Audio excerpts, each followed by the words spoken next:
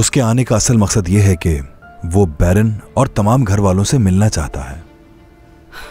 बैरन फिलहाल शादी नहीं करना चाहती है करीम। अगर उसे इस बात का मालूम हुआ तो उसे बहुत गुस्सा आएगा।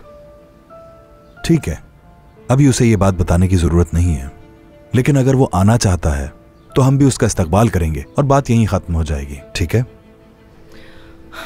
चलो मिलते हैं फिर।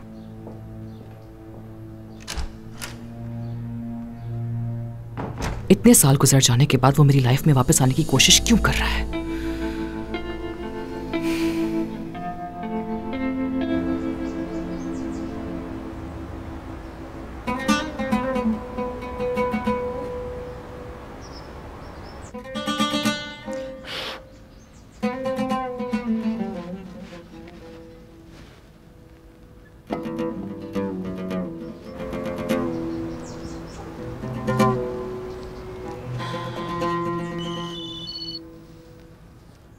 अरे ये औरत आखिर क्या चाहती है मुझसे?